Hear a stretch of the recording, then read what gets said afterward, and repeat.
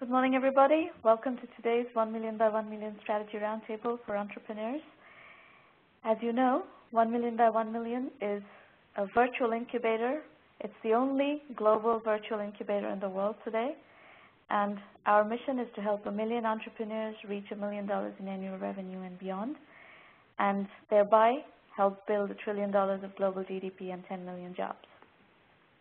This is our 166th roundtable. And we've been doing these free sessions for, almost 4 years. And at this point, for the last couple of years, we've done it on a weekly basis. We've really been here every week on Thursday morning Pacific time.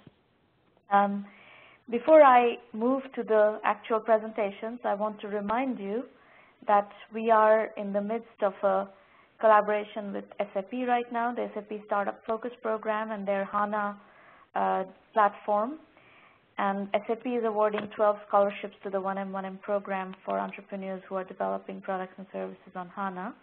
So the deadline for that application is April 19th. You're most welcome to apply if that fits your business. You will have a recording available of this roundtable on our blog as well as on our YouTube channel subsequently.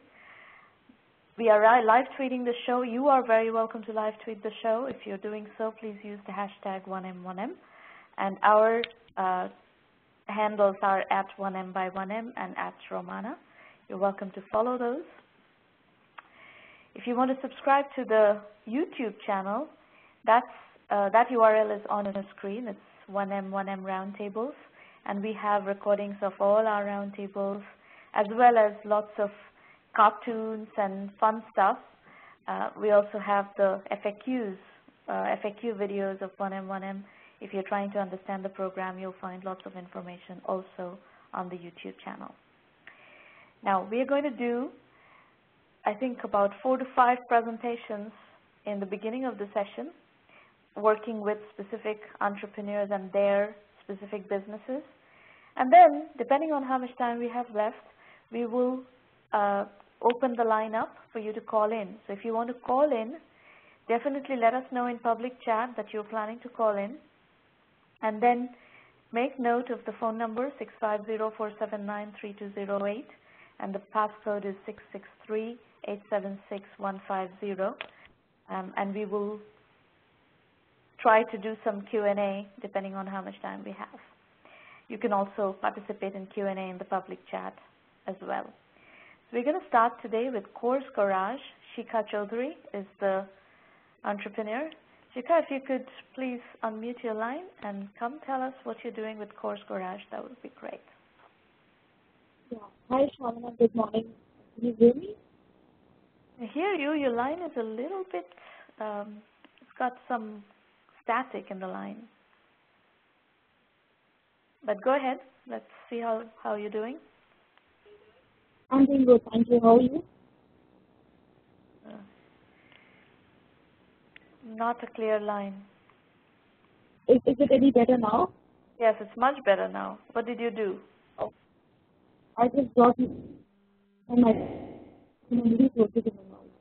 No, we can't hear you very well, Shikha. I don't think we can. If your line is like that, I don't think we'll be able to have you do the presentation. Is it better now? I'm kind of yelling at the top of my voice. Yeah, that is better. Okay, so shall we start? Yes, go ahead. Okay, so this company Course Garage, it is started by me and my brother. The company is like 3 to 4 months old, and the idea is more than 7 to 8 months old. I'm an engineer by profession. My brother is, on the other hand, and I'm still about graduate. I did my master's from the US, came back, worked with a couple of startups, and then eventually plan to do my own startup.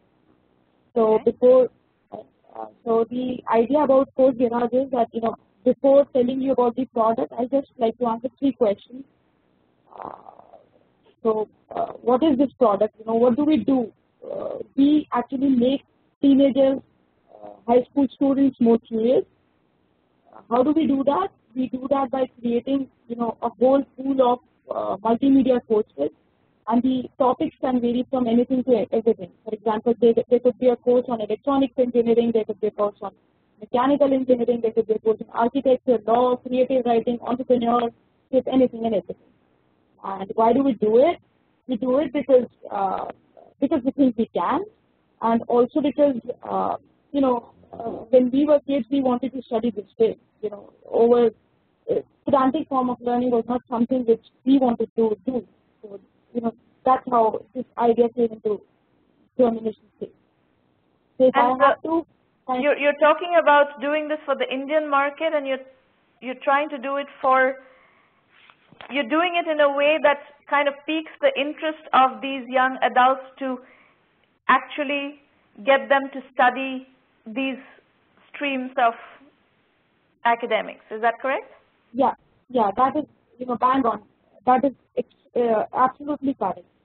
What happens in India is that when I was in standard 12, I didn't have any other option. Being an engineer is a de facto standard. And when I landed up in my college, I never knew anything about electronics engineering. And that's true for most of us, So the idea is that, before you jump into any venture, you should know what the subject is all about. And you should be just curious to know. You should be just curious to learn. Some artistic... I'll tell you a little bit of my first reaction listening to you is that, one of the books that I read when I was 16 years old was Ayn Rand's Fountainhead. And the protagonist in that book is an architect. I have also read the same book, yes. So that actually gave me perspective into the profession of architecture, and for a while I thought I was going to be an architect. I think that's one of the ways people learn about professions, and they learn well about professions, is by, it's through role model stories. So what is it that you're trying to do here that can pique the curiosity of young adults, in a way that actually does engage them? Okay, so the idea is that we'll be creating a whole gamut of, video, audio, multimedia courses, and the courses would be created by these subject experts, people like yourself. And for example, if we want to teach entrepreneurship, we'll go to the best entrepreneurs, if that is a term, of the world, and then go and they'll be creating video lectures for us. So any course would be essentially for us. Would I spend time creating video lectures for you?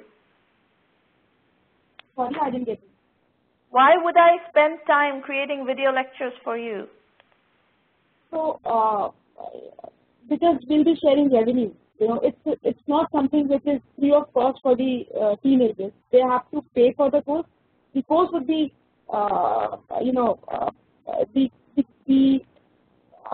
it is a subscription-based model. It will be priced very competitively so that anyone can afford it. Anyone who has an internet connection and a basic computing device will be able to afford it. And then he can actually watch the videos, and there would be a platform where he can ask questions. People can answer the questions, answer back. He can submit his presentations. He can submit his assignments. So idea is that during the entire course structure, he'll be asked to do a lot of exercise also. So and what validation of that students or parents are willing to pay for something like this? So we have done a very basic research, market research, which shows that people are interested. I know that is not enough, and the results could be a little biased because we end up interviewing people we know. So yeah, I am not too sure whether people would pay for it or not, but I'm sure that there is a need for this kind of a product. But there's a big difference. People wanting something like that and people willing to pay for something like that. I'm not convinced that people are going to pay. Because people are, at least in India, people are crazy about their kids' career, So that's the reason I think people will pay, and the course has to be superlative for them to pay.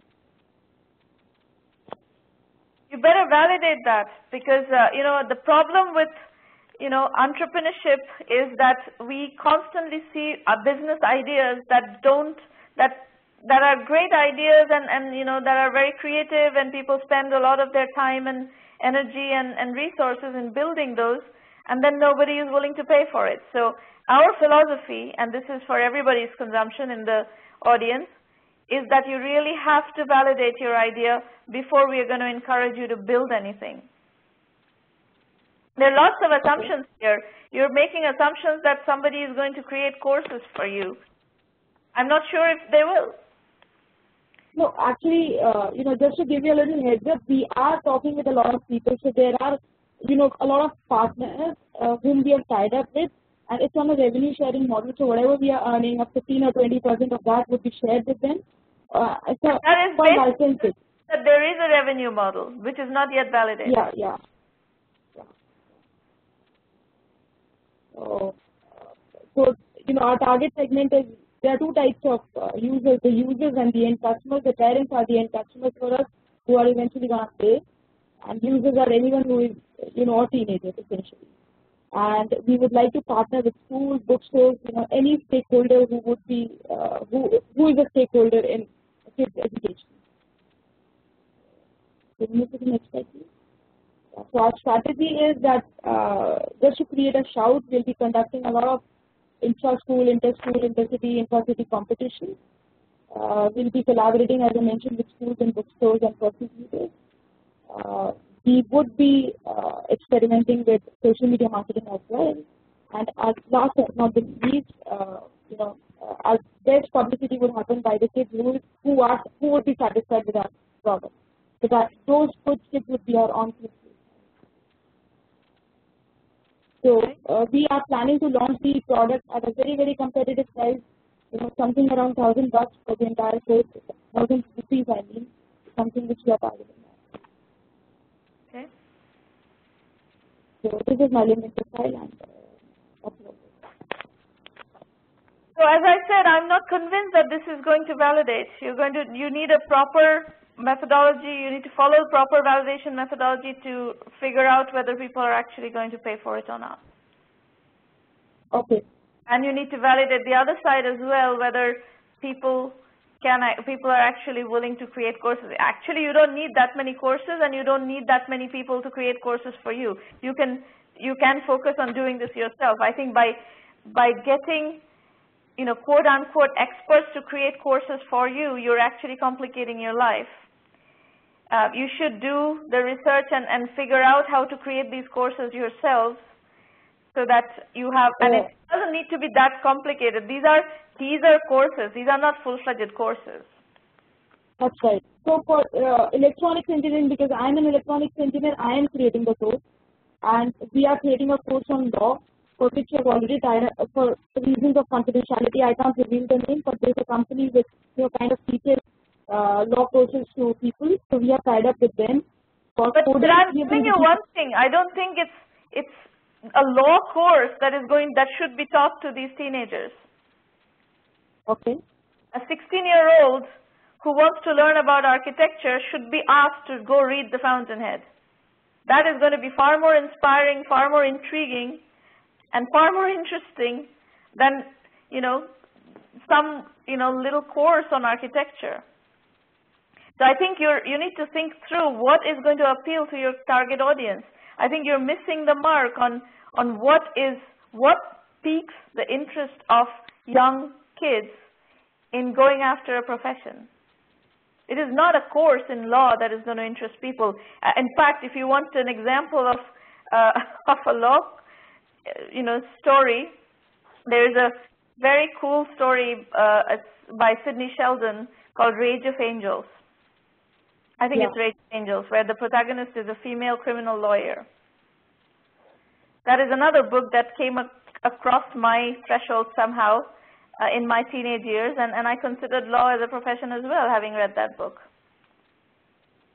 But, you know, liking a profession is one thing, but knowing about the profession is another, right? I mean, all I'm trying to say here is that, for example, if a person wants to be a computer science engineer, you should at least know how to make an app, you know, a simple Android application. So absolutely not. Absolutely not. I completely disagree with that statement. Absolutely incorrect statement. Okay. I have studied computer science at absolute top-notch places. And until I went to college, I grew up in an India where there was absolutely no availability of computers. I had never programmed. I've never really used a computer. I took one computer course. It was a basic programming course where we did most of our programming on paper. It was a course of logic, if you could, if you will. And that did not prevent me from studying computer science at MIT. So I don't agree with your statement at all. So you better visit the premises on which you are trying to build this company. I don't think young people get inspired by mechanics. They get inspired by stories. All right, I think we need to move on. That's my feedback on your business. But it's, it's an interesting, I think the premise that there is need to explain to youngsters what various professions are and what are the opportunities in those professions, that's a correct premise. There is very little knowledge, but in the days of the internet, the level of knowledge is actually not that low for curious students. If you go to my blog, there's this interview with Anant Agarwal, who is the president of edX at MIT. The interview is titled, "I Want to Teach Engineering to a Billion." And in there, there's a story of a young kid, 15-year-old kid from New Delhi, who is studying edX courses, the circuits and electronics course at MIT. So if a kid is curious, they can learn. So maybe all you need to do in your little module is to provide the right pointers to the right places where they can learn. You don't need to reinvent the wheel. Right. Okay. Yeah. All right. Thank you. You're welcome. Is Manoj connected, or should we skip over? Maureen, can you tell me what's the plan with Manoj? All right, so we're going to skip over to the next presenter.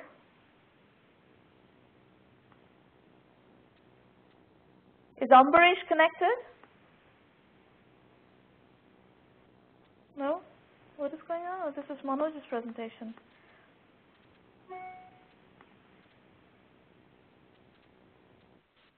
Gurpreet is next, okay. Okay. All right, Gurpreet, go ahead. Hi, Sramana. How are you doing? Good. Where are you dialing? So, San Diego is where you're dialing from? No.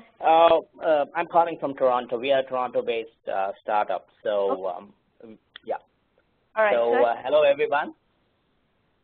And I like to start my presentation now. So, I'm Gurpreet Singh, Managing Director of GTAG Technologies. We are a 10-month-old Toronto-based startup, and our flagship product is Mobile Guestbook, a feedback tool that helps brick-and-mortar businesses connect, engage, and delight their customers. So annually, brick-and-mortar businesses are losing around $4 billion due to lack of customer service, leading to poor customer experience.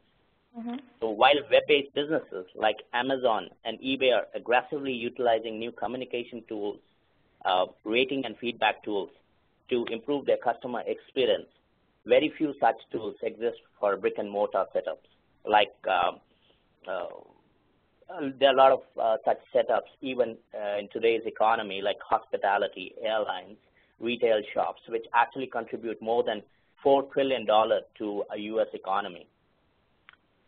Based on our patent-pending technology, Mobile Guestbook has been designed to fill this gap by providing businesses with actionable feedback that is genuine and has been authenticated. Let's talk about how a Mobile Guestbook works. It's basically it's a very simple concept for a layman. It's similar to a traditional guestbook, except that comments are written using mobile devices, and these comments become accessible to businesses in real time and right away when it is sent. So it constitutes of 3 elements.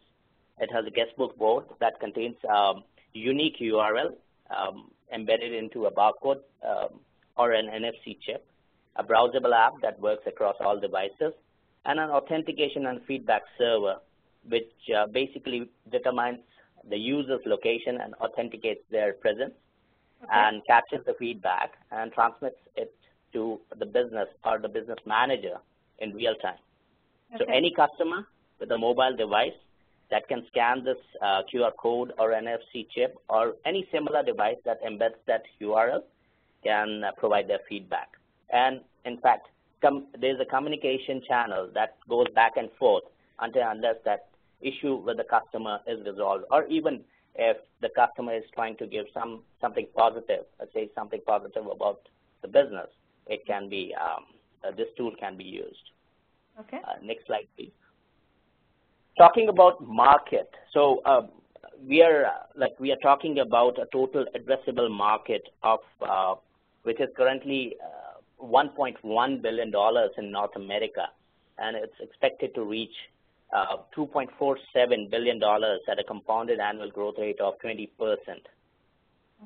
This data is based on Forrester and market studies.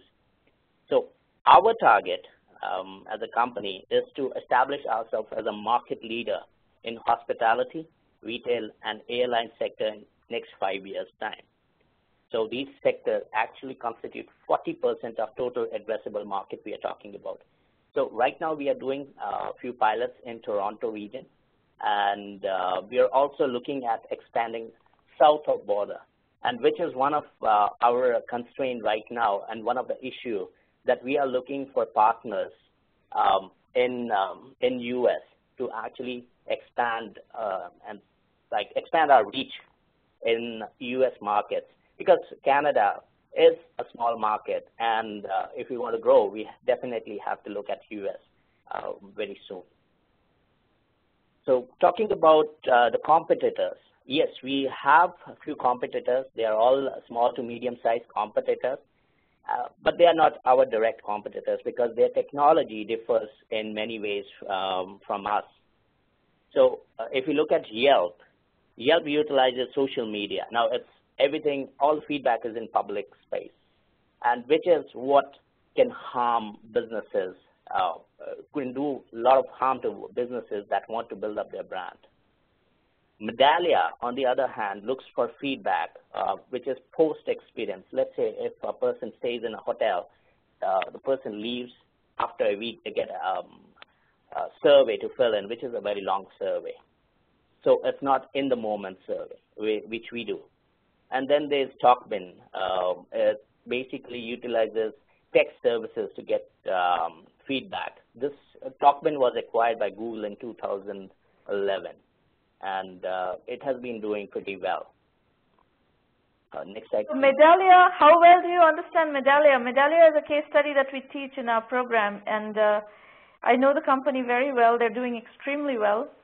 And they cater to absolute top-notch customers all the way from Apple retail to, all sorts of hospitality companies and so forth. They're very deeply penetrated into this market that you're trying to cater. Yes. We know about Medallia since we did our last pilot with one of the customers in Toronto, and they are in the hospitality sector. So they all utilize Medallia. Yeah. And it was, in fact, that customer who said that our tool fits very well with their strategy, because Medallia is like post-experience customer survey. And what they needed was something that actually could resolve the issues of guests who are staying in the hotel. Because, for example, one of the instances they talked about was when their customer actually walked to the restaurant in the morning, and they were expecting a free breakfast. But the manager at the restaurant said, it's not possible, sir, because it's not our policy. So the customer was really angry. He wanted to talk to someone in authority, a business manager, who was not present because it's 8 o'clock in the morning. So he left. He left with his family, basically, and for such customers, we can expect they will never come back to this facility again. And that was a small issue that could have been resolved right there, right now. And so this is how would your technology help resolve that situation? The business manager would still not be on site at 8 a.m. Yes. So once they get that feedback in real time, so we have ways to figure out if that feedback is negative or in a need of immediate attention. So if there is a need for immediate attention, they'll be notified, and they can talk to the relevant person to resolve the issue right there. So it's an in-the-moment feedback that can be utilized in a way that can resolve the issue. So if this was to be captured by Medallia after a week's time, probably the only thing that will come up with that survey is that everything is negative about this facility. All the positive things might be hidden behind that. So this is the issue we are trying to resolve. And the hospitality sector, it costs them this is the data we got from a study, that it costs them 5 times to acquire a new customer as compared to keeping their old customer. I think that what you're saying is good. I think the real-time feedback gives you a good differentiating point against Medallia. One thing you need to check is whether Medallia is developing a real-time solution or not, because they are a pretty savvy company. Yes, definitely. If they're hearing from customers that customers want real-time solution, they probably will be developing a real-time solution. The second, yeah, sure, please go ahead. The second point is it's not that simple to make those decisions in a larger company. It depends on what size company you're going for. If your customer base is a large company and you're talking about negative feedback coming from various, hotels and various retail shops, I'm not sure if people change policies that quickly. Yeah, it's a challenging, we do realize that it's a challenging field. Now, we are talking about something that is still catching up. But again, the main reason we believe that it's going to be there in next few years because of all the reports that are coming up. They are saying that in North America, all the retail or brick and mortar businesses will turn into what you call as an experience hubs in near future if they want to survive the onslaught of all these retailers or e-retailers rather. Right. So the idea is to basically let them have this tool that empowers them to basically fight back and say, this is the experience that we provide, like Starbucks as compared to any other coffee shop. So Starbucks is able to provide that experience, and this experience will be only businesses will be able to provide that experience only if they have tools to do that, and this is one of the tools to help them. So I am actually very much in favor of your pursuing this market because I think there is an interesting opportunity there. However, acknowledge the fact that it is complex because you're expecting every single person walking in through the door to download an app to give feedback to that company, and that's not. Yeah, actually, that's the good part. That's the good part about this, that you don't need to download anything or even provide your personal information. You can do it anonymously. And you can do it just on the basis that you have a Wi-Fi connection or connectivity, which is now all pervasive at least in US and Canada. So you just need an internet connection on your mobile device to do that. So authentication is where to go to give this feedback. Yeah, so we have this what you call as the guest book board installed at strategic locations in the brick and mortar facility. And they will see it. They'll realize, nowadays what some companies, including Walmart, is doing, they're putting their manager's photograph picture near the exit with a phone number, saying that, why don't you call manager if you faced any issue or if you want to give some positive comments or if you have anything to share with us. Wait, I think I think you've explained what you're trying to do. The best people to guide you on what their needs are and what their policies are going to be your customers. For me, it's just I'm just thinking through this, thinking out aloud with your strategy, but where are you positioning this? Is it enterprise customers, large enterprises? So again, this for us as a company, we are more focused towards enterprise customers who will be able to utilize it to track satisfaction across number of different facilities. But again, we have tools that are very low cost, like cost-effective tools for small and medium businesses, which like can be installed in less than an hour's time. So that is right now our focus is again on small and medium businesses because we are trying to build up our brand, and hopefully within next few months we'll be able to get to enterprise customers, the larger ones. So that's our but target. I think you have to make a decision. The requirements of an enterprise customer versus the requirements of a small business are very different. You'll see the amount of integration that Medallia has, workflow integration that Medallia has, is immense. Yes. If you're going to compete with that in the enterprise, you're going to have that kind of workflow integration, whereas small businesses don't have that requirement. So you have to make a decision yes, exactly. one way or the other. So so our current tool, basically the very basic one, it actually caters to the small and medium businesses. They can be set up right away. It's very cost effective as compared to any other tool, even like social media tools. It's much more cost effective as compared to those tools. So that is ready. Now for an enterprise customer, we always need to do some customization. So that's the part where we charge consultancy fees to enterprise customers. It's not that simple. Well, you should study how Medallia does things. Sorry, what's that? You should study how Medallia does the workflow portion. Well, yes, we have done some basic study about Medallia. Now, for us, it's more like we are relying on the fact that we have applied for some patent protection, and we are into process of developing newer tools that are they are quite innovative, and we developed them in the course of last 10 months. So we are trying to pitch it in a way that is not what you call as all pervasive tool. They are customized tools for different sectors. Yeah, that's true too. I think the workflows of the different sectors are different. Yes.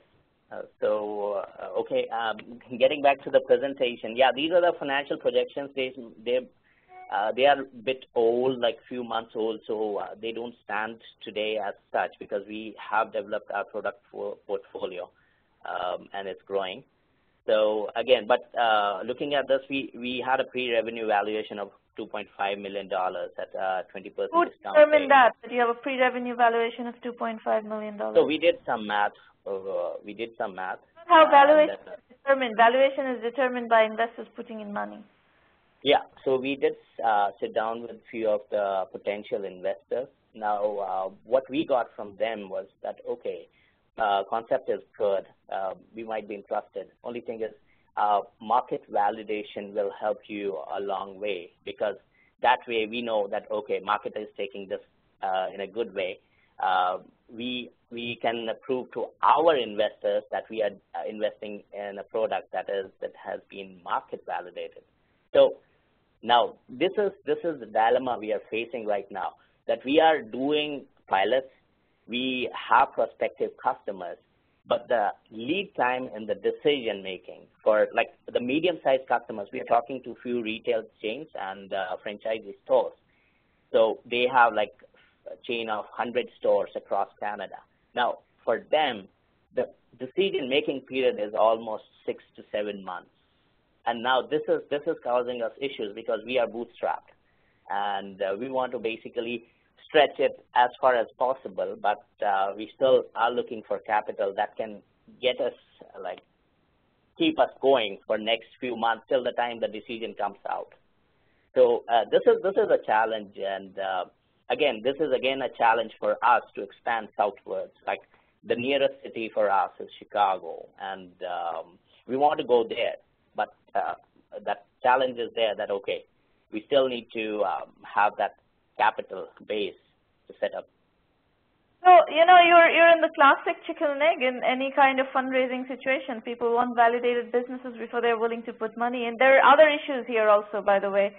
Investors, professional investors in the venture/angel ecosystem, which is essentially the same ecosystem. Angels are earlier stage than VCs, but they're basically following the same model. They look to see very fast growth businesses, and I'm not sure if annual revenue of $9 million in year 5 necessarily makes them feel like, okay, this is a very fast growth business that we should immediately jump into, and it's a exactly an opportunity. I don't think that's that's what we have been trying to pitch, that this is not what you call as a very fast growing internet business. This is a traditional business which is sustainable in long run. It's not going to go down, go up and go down with 100 million users in a year, and next year you have nothing.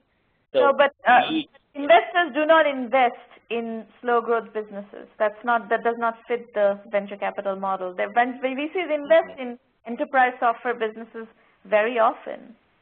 Okay. This is a very, popular category of investment. Enterprise software is a very popular category of investment, but they need to be fast growth businesses. They cannot be slow growth businesses. Okay. So you suggest that we should talk to angels more than VCs? No, I don't. Angels and VCs have exactly the same expectations. Okay. So if that is what you think it's going to be, you're going to need to figure out what is the business strategy for this business. And if investment is something that you need to go after, then you need to create a business strategy that is going to turn this into a fast growth business. If not, you're going to have to continue to bootstrap. Okay. Well, that's something which we need to look into, definitely. Yeah. This is a mistake that we see all the time. Entrepreneurs are going and trying to put a square peg to try to fit a square peg in a round hole. Square pegs don't fit in a round hole. You have to understand what are the requirements of angels and VCs, and unless you fit those requirements, you will never you're wasting your time basically on angels and VCs. Well, our focus since last 3 months have not been any of the investment, although we just that is good. You should focus on customers and get as much customer validation and get to as much revenue as possible, as quickly as possible. Yeah. And in due course, that gives you the maximum leverage. And over the course of that process, as you learn more about customers and get yourself to a sustainable position, the options of investment are going to open up, because once you are validated, you have a better idea about how to accelerate that business, how to create a high growth business out of that. But the process, the initial process needs to really focus on customers and revenue. Yeah. The situation, the second issue that we just wanted to talk very briefly about is the IP. And in the course of last 8 months, we have come across a number of very innovative ideas from our team. And we are pursuing 2 more ideas, which is just on the, it's expanding on whatever we are doing right now. So, and we realize that even filing for IP, it's it can be really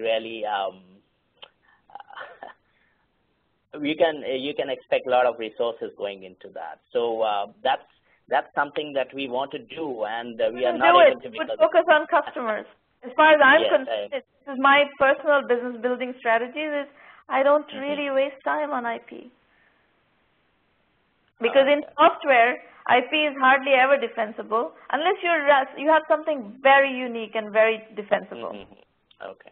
If it's not something highly defensible and highly unique, which often we see, algorithms or specific, specific types of technology that are very patentable. Yeah, and that's what it involves. The second, the products we are doing are actually involving some of the algorithms, some very unique algorithms that we came across. Now, we started from a very basic product, but as we went along, we found that there are a number of other utilities that can be developed, and they are based on some unique algorithms. So again, not going too deep into that because it's a completely separate presentation. So that's one of the challenges we are facing right now. That okay, we have some ideas, we want to get them going. It's like we are but not more able. than anything else, get customers going. Yes, for sure. That's, all right. Yeah. Good luck. Okay, so I think thank you. You're welcome. Kumar Mangala, you're up next. Are you online? Yeah, I am. Good morning, Sramana, and good morning, the other participants for so far. Sramana, I want to thank you for this opportunity. My name is Kumar Mangala, and I'm with MadGigs, which we launched. Should I dive right into it, Sramana? Yeah, please, go ahead. Okay. Which we launched a couple months ago, Jan 15th. We have a fair amount of traction at this point. About 600 candidates are part of the system. MadGigs is essentially a reputation ranking platform for IT professionals. And what we're intending to do is actually create a job board with the ability to rank professionals based on not just their hard skills, but also soft skills, attributes, things like communication skills, problem-solving skills, personal integrity, things of that nature. That we've done a survey of a number of hiring managers across IT projects and came down with a list of 10 soft skills that are most often considered at the time of hiring. And so we're ranking our professionals based on those various attributes. What we found is that I've been in information technology staffing for the last 20 plus years, and in my years of experience, what I've found is that most projects, the success of projects are really determined based on the resource that is hired.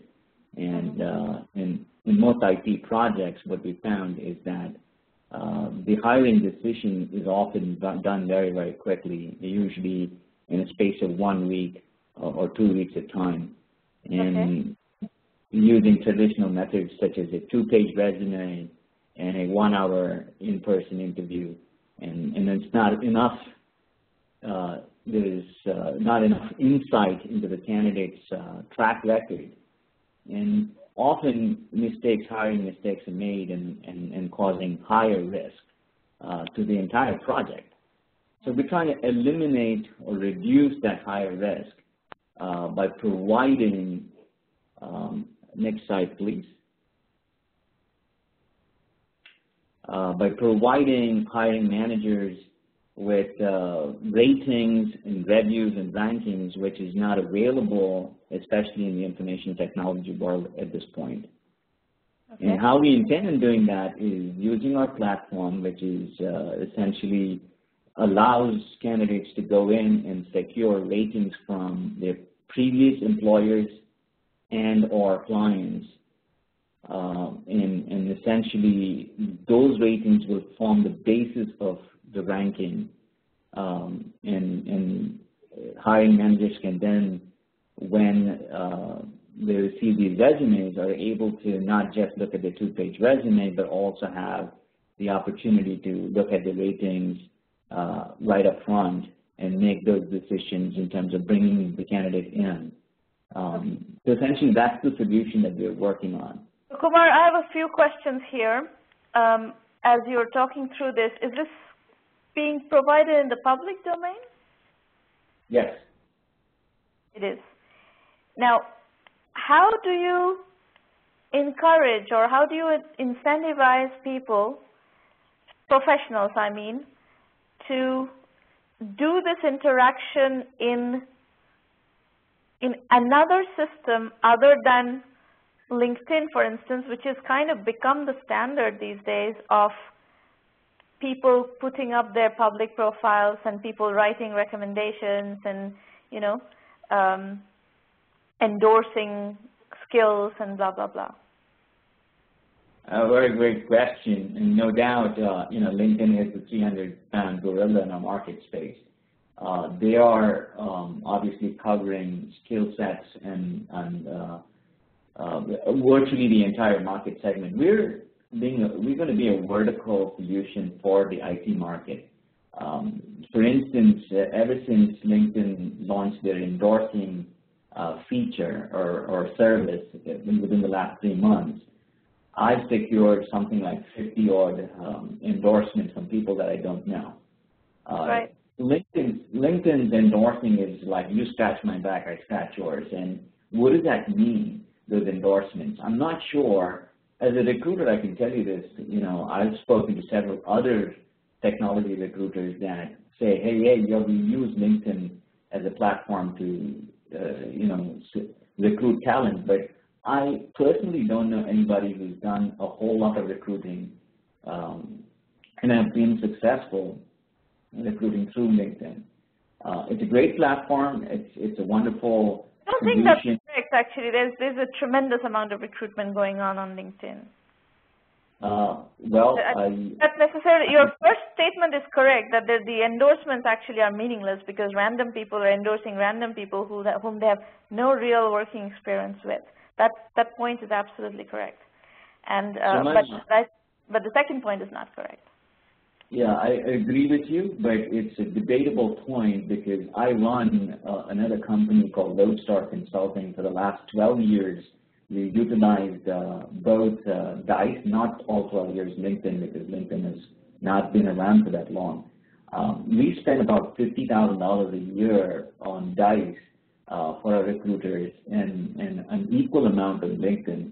And I can tell you this, is that my own personal success using LinkedIn as a solution for recruiting has been woeful. But recruiters are not ready to admit it.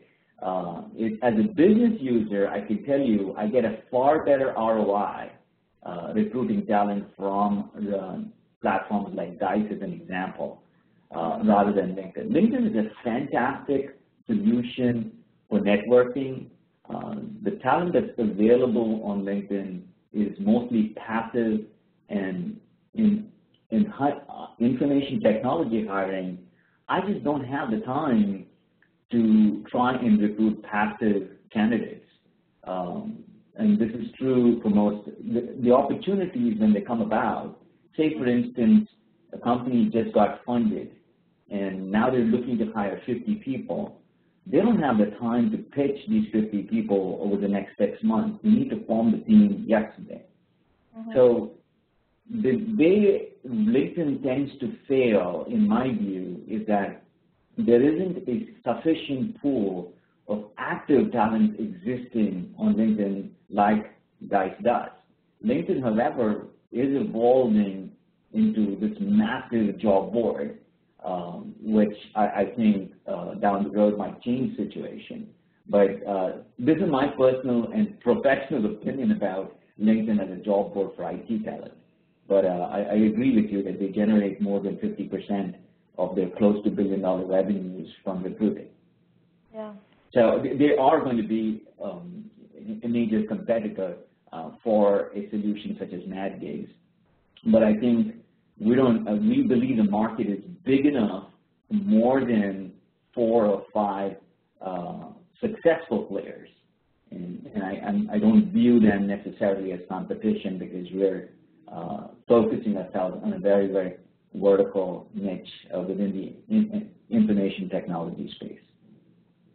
And even further in the space is what we're looking for is essentially in the enterprise software space. Now, IT itself is a very, very broad sector. We want to focus only on the enterprise software segment, at least for now.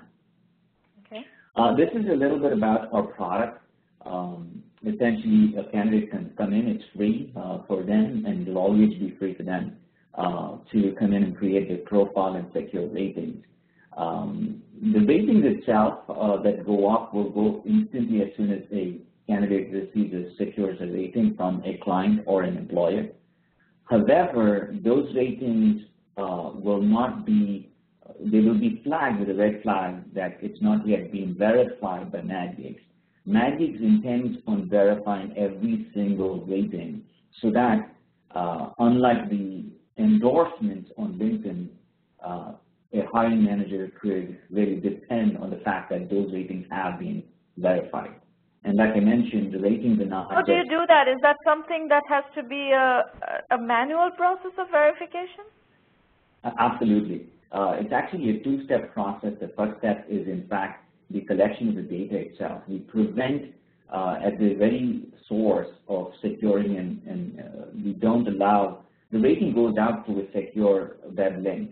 And the web link, the information that is being provided by the candidate, we do not allow any domains such as a Gmail or things of that nature. We're only asking them to provide emails that belong to a corporate entity.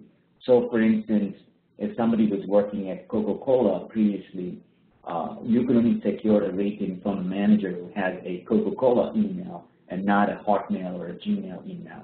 So that's the first step. The second step is for us to actually personally verify the rating itself.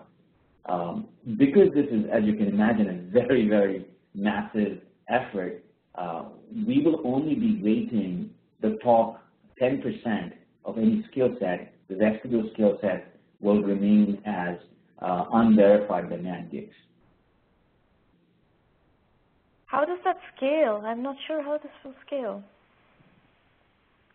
In terms of the manual verification process, you mean? Unless you can figure out some way to create verification technologically, I don't think this is going to scale. Or maybe that is part of the service, that you have some sort of a verification service, you have some offshore team that does manual verification and blah, blah, blah. I mean, that changes the nature of your business completely. Absolutely. It is actually, we are increasing the level of the threshold for other companies providing such a service. We're actually at a point where we're going to sign up with a partnership with an agency that provides background checks. What we intend to do is also incorporate in our solution. A background check, it has nothing to do with background check. No, I'm saying in addition to the information that is being provided, so you not just would have a resume, you would not just have ratings and references, but also there will be an access to a background check. So a hiring manager who's hiring somebody, as an example, very recently, we went through the entire process of selecting a candidate. In fact, at the end, after the client selected the candidate, then we perform a background check to find out that the candidate was actually not someone who had a previous criminal background. It wasted a bunch of time for everybody. I feel that if this information can be available to hiring managers well before the actual selection process starts, it saves a lot of time for everybody. So we're partnering with this company that provides background checks, and we would provide that information up front rather than later on. It is an intensive effort, but it's an outsourced effort, and this organization has been in the business of providing background checks for the last 15, 20 years. Yeah, I think that's solving a different problem than what you started out with. Background checks, maybe, you know, what you describe is kind of a corner case, but okay, I've granted that that's something that you may want to provide in the hiring process, but the real value proposition that you started off with is actual feedback from previous managers. You're absolutely right. That is where I think there is, I'm not sure if that's scalable. Okay. And I'll take that under advisement. And I agree with you, it's a significant amount of effort. And the way we are tackling that is with the 80-20 principle. You need to think through the operational angle of that, that effort, and then you need to think about what that does to your pricing model and business model. What would it cost to deliver that kind of verification and that kind of, you know. So there's an overhead to providing that level of service, and then you're going to have to see if that significantly raises the cost of the service. Is the market willing to tolerate that? Right. I agree. I think there is a cost of providing such a service, and we have considered options which could automate and algorithmize some of the checks. But I do believe, based on the baggage that I have, that not all of the background checks can be done, through an algorithm rather than, having an actual manual intervention. And if that is the case, then your answer is that you're going to need some sort of a team, offshore team or something that does that. It's a business process outsourcing of sorts that Absolutely. You're going to need to layer into your service, and people do that. That's a fine business, but that you need to think about the business with that as part of the operational plan. Absolutely. At this point, we are doing it manually ourselves, but you're right. As things ramp up, it'll be a significant amount of investment in terms of team. And I do believe that there is enough market opportunity for us to. I think the business model justifies in that kind of an investment. The overall market size over here is basically the IT staffing market is just the staffing alone is about $20 billion size market. So it's a fairly large market. I'm not sure what it would be the portion to target. I'm still going through my market research at this point to figure out whether we should focus entirely on the contract side of the IT staffing market, or which is only 3.5% of the overall staffing market versus the permanent side of the market. Like I said, I'm still doing my research on it, and I hope to figure out what should we be targeting at this point. Right now, the focus is really to generate as many as possible of these candidate buyers in our database. And I'm going to let the business model sort of evolve.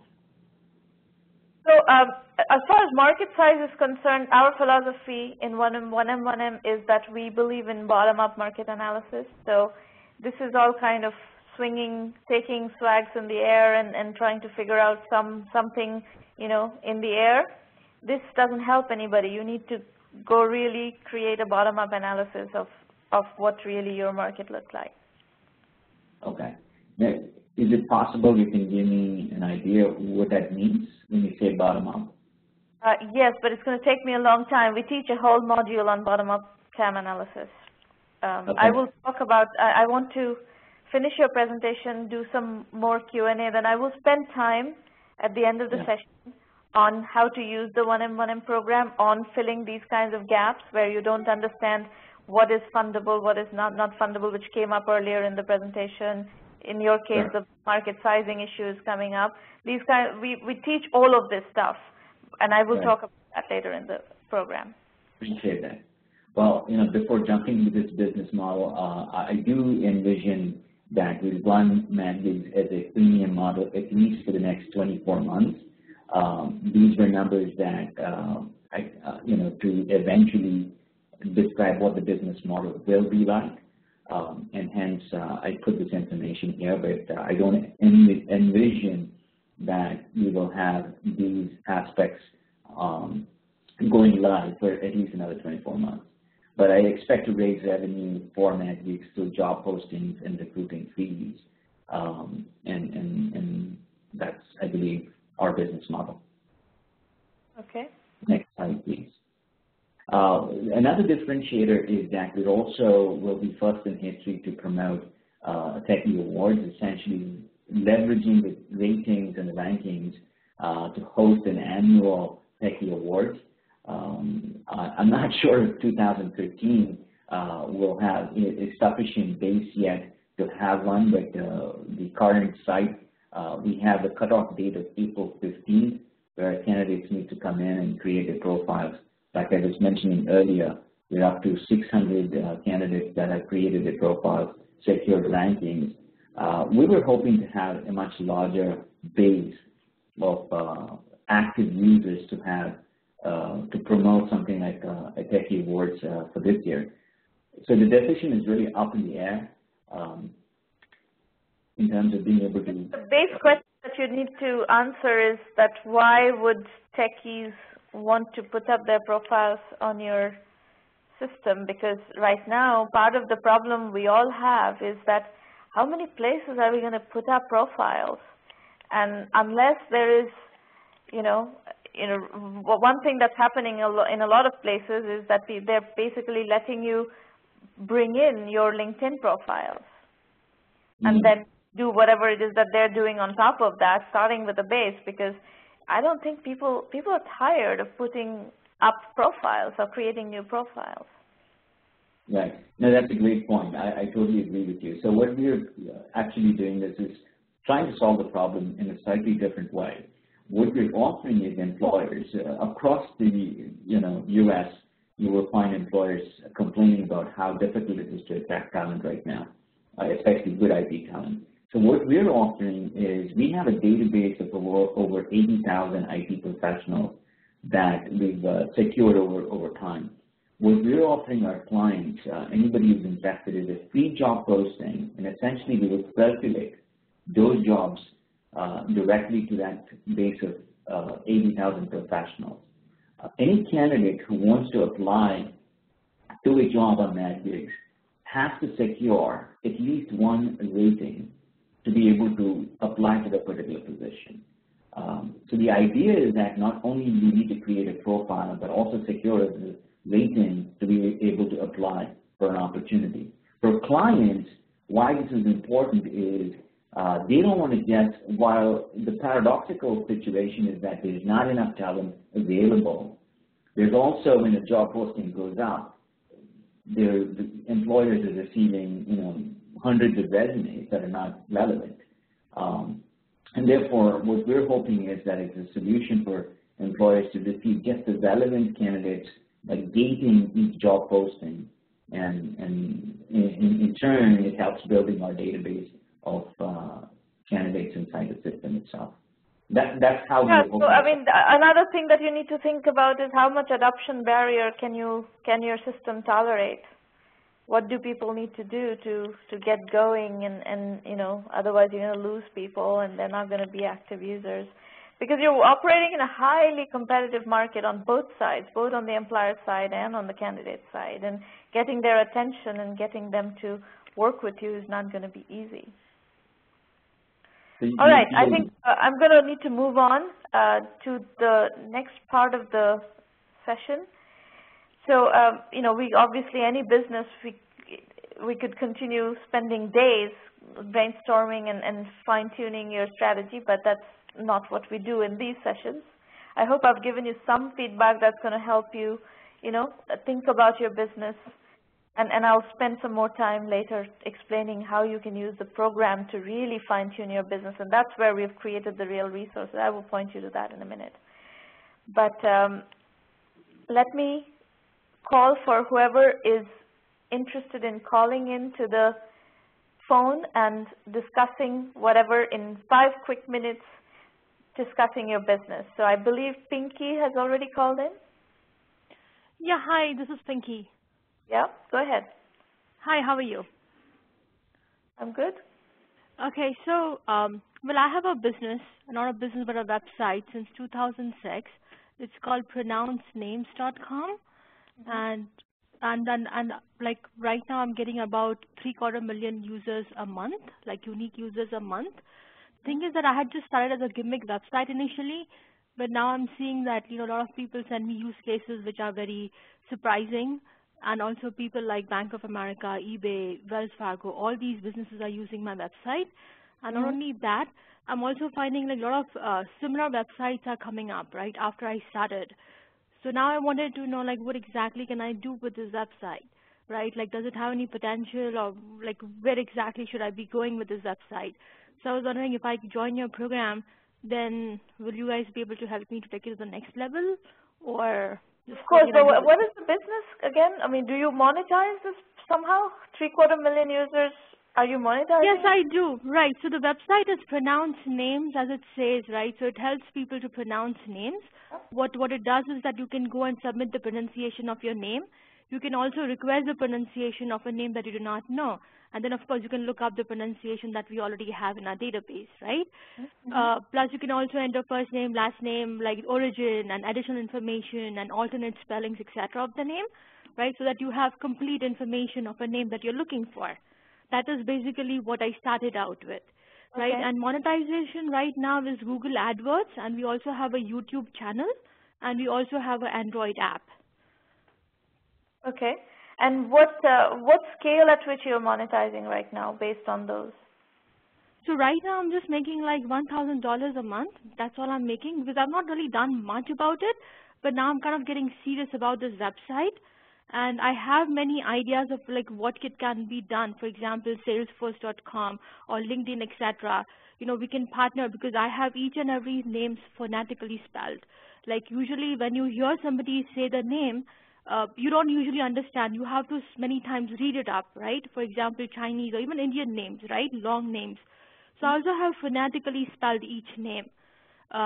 So I'm thinking that perhaps, you know, it would make more sense for me to have an API and then partner with all these different companies who are into sales, right? Sales and marketing.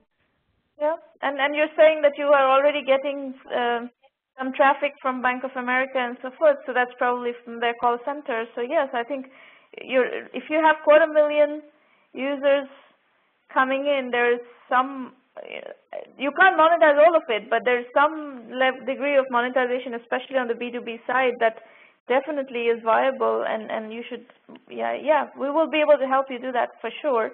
Hang on I will talk about how to use 1M in a moment, but I believe there are other people calling into the line. Yang Bo Do, you're calling in? Yes, I certainly am. So I'm glad to chat. We have been on email a couple times. Yeah. Tell us what's going on. Yes, so actually, because you requested me to get to Alejandro, so that was that's how we were connected initially of Rocket Post. Yeah. Yes. So really, right now, I would definitely like to hear more about your current thoughts, since I'm noticing that several platforms have started equity crowdfunding, so Rocket Post included, and it actually referred a couple of entrepreneurs I know to get in touch with them over there. So based on your observations, what are really your thoughts? So equity crowdfunding as opposed to getting funding the traditional way, or assuming that you already have a business model up and running? So equity crowdfunding is not legal in the United States yet. Equity, is it for only accredited though? It's only for accredited right now. No, equity crowdfunding is period not legal in the US yet. That law has not passed yet. It is not, law has not been instated yet. So right now in the US, in Europe you can actually do equity crowdfunding already. There are crowdfunding sites in England and Netherlands and so forth. There are where you can actually raise equity crowdfunding. But if you're working in the US, that is not a legal process at all at the moment.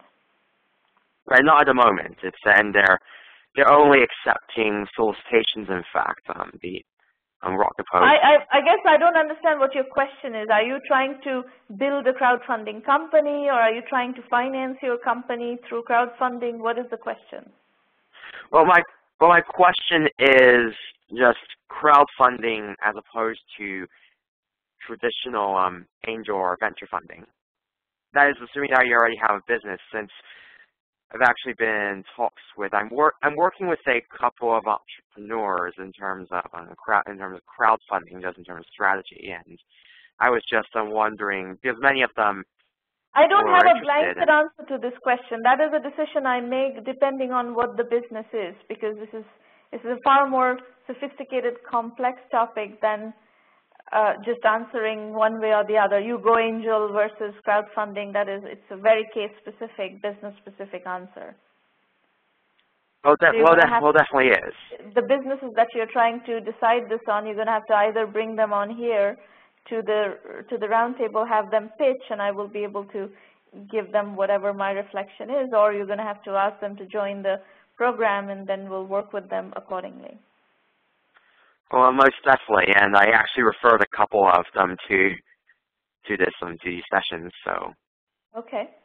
So when we see them, when we see the businesses, we will advise them on which direction to go. But I can't answer this on a blanket basis. All right. Well, thank you very much. You're welcome. Is anybody else calling in? Or you're welcome to use the public chat as well. Let me take a few minutes and explain the 1M1M program, and then we will come back to doing more Q&A both on the public chat as well as on the phone line if you like. And before we do that, I want to request you something where we need help from you.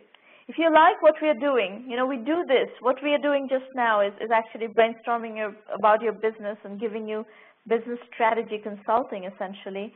We do this every week, and we've been doing it for a long time. As you know, this is our 166th session. So if you like what we are doing, please spread the word around, like Yangbo is doing. He is spreading the word around. Let entrepreneurs know that such a service exists, and these roundtables are free. I will talk to you about the premium program in a minute. Let me actually give you a full overview of the 1M1M resources. Our website is 1mby1m.com. Your journey, actually, exploration begins on our blog, which is completely free, and it's full of case studies and full of information about companies. A lot of what you hear me talking about, we had this extensive conversation about Medallia.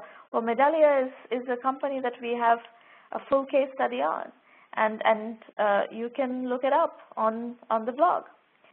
And we have hundreds of such case studies and hundreds of such stories where we have deeply, analyzed companies and how they put one foot before the other.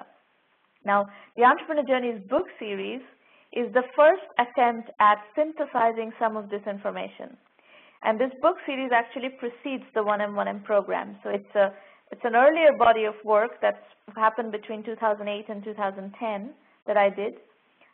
We have each of these volumes have somewhere between 12 to 16 case studies and analysis and synthesis on what later became the 1M1M methodology. And two cornerstone philosophies of that methodology are bootstrapping and positioning. We emphasize very, very strictly on those two philosophies. The blog is at sramanamitra.com. The site is 1mby1m.com. One is accessible from the other. And this is what the site looks like. Again, we have these free sessions available every week. So please feel free to use them for yourselves and and pass on this information to your fellow entrepreneurs, friends, peers, families, colleagues. We've been doing this for a very long time on a very large footprint. So we have lots of experience of coaching entrepreneurs at these forums. The free public roundtable tab on the top navigation bar on the website will give you the registration page. You will, if you want to do an actual formal pitch, not just a 5-minute call in and little chat, if you want to do the formal pitch, then you will need to book your slot with Maureen. So all the registration information, the dates, and the registration pages are available on this page. You'll be able to access it from the website. Then we have the premium program, in which we teach the full methodology of 1M1M through a curriculum, which is video lectures and case study based. I'll tell you more about that in a minute. We also help you with business development. If you're trying to get into customers or channel partners, we help you with that process. Through our network, we have a very, very large Rolodex, both in primarily based in Silicon Valley, but at this point, we actually have a global footprint Rolodex. My LinkedIn profile has something like 14,000 connections. So it's a function of having worked with a lot of people over a very extended period of time that we have developed this Rolodex, and we make that available to you. All members of the 1M1M portfolio can access that Rolodex fully through LinkedIn. And LinkedIn, by the way, is very good for business development. It's really outstanding for business development, especially when you get introduced by somebody. The other thing that we do is strategy consulting, like we just did. You got a sneak preview into that. We have extensive strategy consulting inside of the premium program, where we have similar formats of WebEx roundtables, but it's members only and it's private. We also help you with financing. We teach how to, what is fund financeable, what is not financeable. We teach you how to create your full financing deck, and both financing strategy as well as financing pitch. And then once you're ready, and if you are fundable, we will introduce you to investors as well. And then finally, we have a very strong clout in the media. I've been writing for a long time, writing seriously in the business media for a long time. I had a column on Forbes for several years. My blog is quite well known. And we have a lot of syndicated columns in various different publications, various different online media. And we make that available to our portfolio, and we give a lot of coverage to our portfolio companies. So that is all part of the $1,000 annual membership fee. So you can access every single bit of that and unlimited access to that through the premium program, which is an annual membership-based program.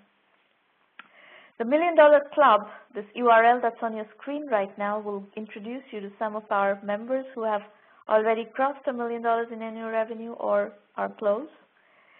Quantifying the 1M1M value equation gives you an ROI analysis. We quantify our ROI to $375,000 a year, against which we only charge a $1,000 annual membership fee. So for $1,000, you can access $375,000 worth of value in the course of a year if you use the program the way it is designed. Remember one thing, 1 million by 1 million is like a gym membership. You will have to do the work. You can't lose weight. In a gym, you cannot lose weight unless you do the work. It's the same way here in 1M1M. You're going to have to do the work. You're going to have to follow the methodology. You're going to have to learn what we have to teach you. You're going to have to use the mentoring and the consulting platform that we've created, and you have to take advantage of the PR opportunities that we bring to you. So all that will require active engagement on your part, but if you do engage actively, we are absolutely 100% confident that we will be able to deliver immense amounts of value to you because we are doing it as we speak.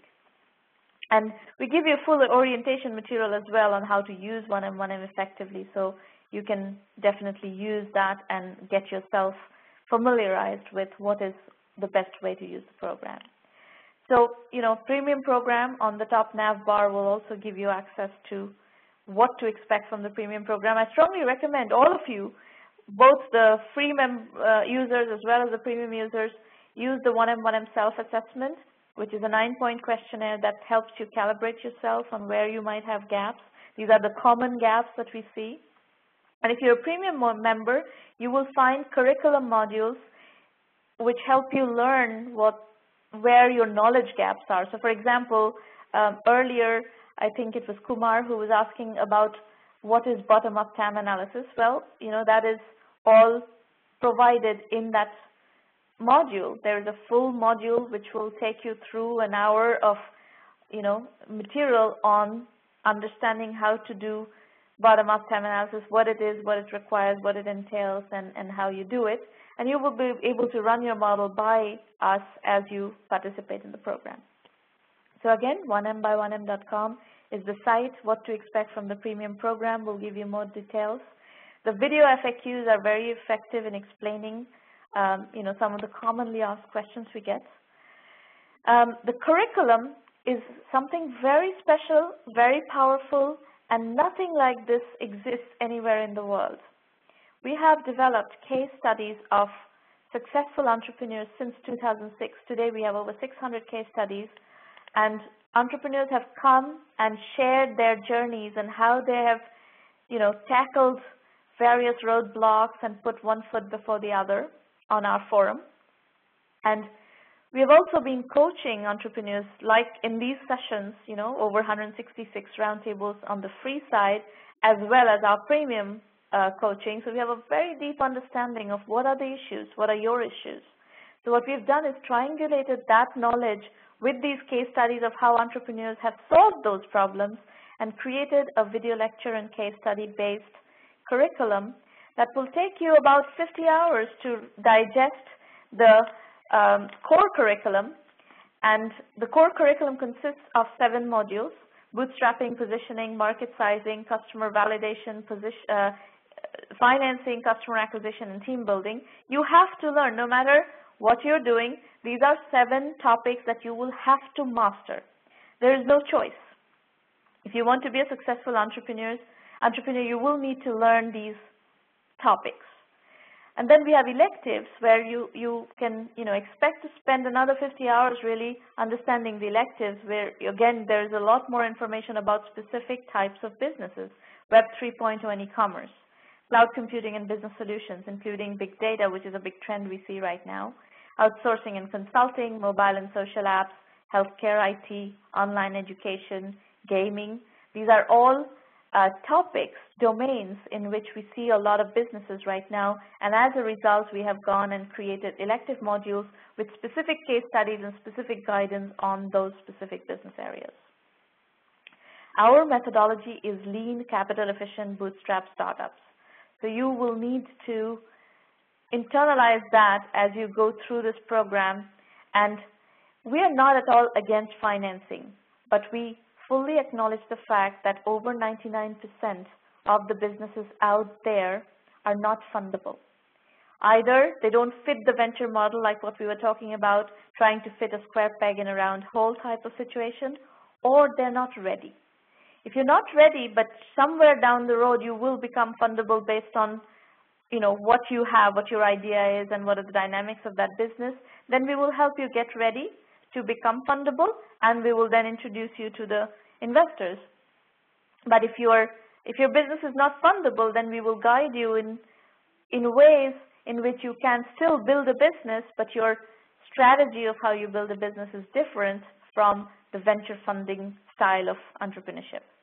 But either way is okay. Our goal is to help you become successful in building your business in the right way, following the right strategy that is appropriate for your business, as opposed to trying to fit a square peg in a round hole. I told you earlier that we do a lot of coverage of our premium members. So here on the press page, you will find a whole page on coverage of our premium members, and it will give you a flavor of the kind of coverage we're able to generate for our members through our network. And then we also give access to our social media channel, which is quite comprehensive. We have something like 7,500 plus members on Twitter, followers on Twitter, something like 16,000 followers on Facebook, 14,000 connections on LinkedIn, and we have a channel, a full social media channel that we run, and we give our members access to promote their products and services through that channel. So that's another, part of the visibility value proposition that we bring as part of the program. And then there are various types of coverage that we do. We have an incubation radar series. Every year we provide an incubation radar series where you can get featured, and a lot of investors monitor this series. A lot of potential customers, acquirers monitor this series. Incubation radar is for companies that are below 1 million, and if you've crossed 1 million, we have the deal radar series for companies that are above 1 million in revenue. So that gives you an overview of what we do, how we do it. Any questions, feel free to ask in the public chat. Make sure you set your public chat to send to all participants. That way everybody can see your questions and comments, and of course I will be able to see that and answer as well. While you're doing that, we do have an affiliate program. So if you're an entrepreneurship development organization, we can also partner with you. We partner with the various types of organizations, entrepreneurship development organizations around the world, and you're very welcome to become a partner. We pay 10% affiliate commission. Every week, March, April, every week we have roundtables. These are the dates. Every Thursday, 8 a.m. Pacific time, essentially, is when we have these free roundtables. Another pointer, if you're looking for an idea to build on, let's say you want to be an entrepreneur, you haven't yet zeroed in on your idea, a great brainstorming book would be Vision India 2020 if you're looking at either India as your base or India as your back end, or some developing country. There's a lot of entrepreneurship activity right now in the developing countries.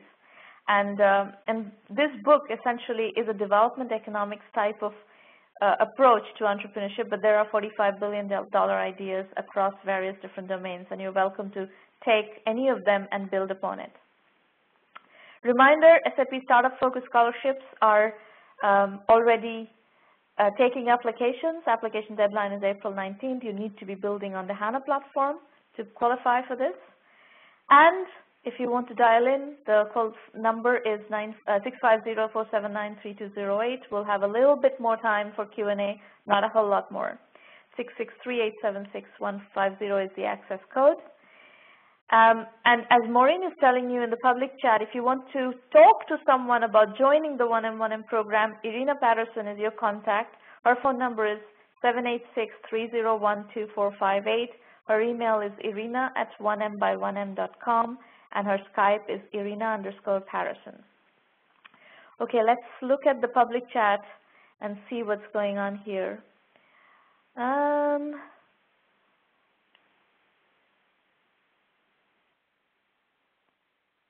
So Pinky and Amrutesh are discussing how to pronounce Amrutesh's name. That's funny. Okay, great. Anybody has any other questions?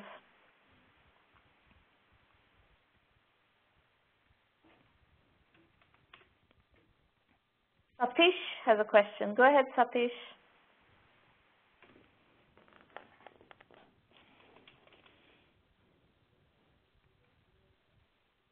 How can you help people in Chennai? We have a big presence in Chennai. We have lots of entrepreneurs in the program from Chennai, a lot of success stories from Chennai, including people in the $1 Million Club. You've probably heard of some of these companies, Freshdesk, Orenscape. Ajit Narayanan is doing Avaz, this iPad app for autism, also in Chennai. So, everybody from anywhere in the world is welcome to this program. And this is, by the way, one of the great differentiators of the 1M1M program is anyone from anywhere in the world can join and use this program. We are the first time that the tribal knowledge of Silicon Valley and of, knowledge that sits in the head of entrepreneurs, successful entrepreneurs, has been institutionalized to a large extent so that aspiring entrepreneurs and young entrepreneurs, young practicing entrepreneurs or first-time entrepreneurs can use that to learn and leverage that knowledge. Anybody else?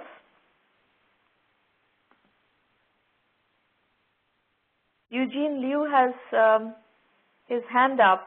Please feel free to go ahead and ask your question.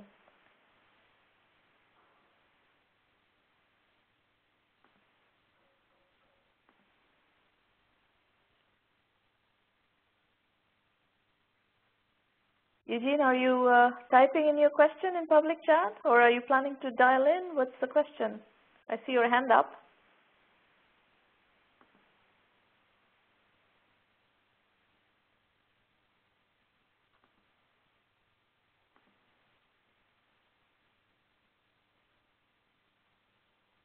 No? All right. Anybody else? Any other questions, comments? Anything else you want to discuss?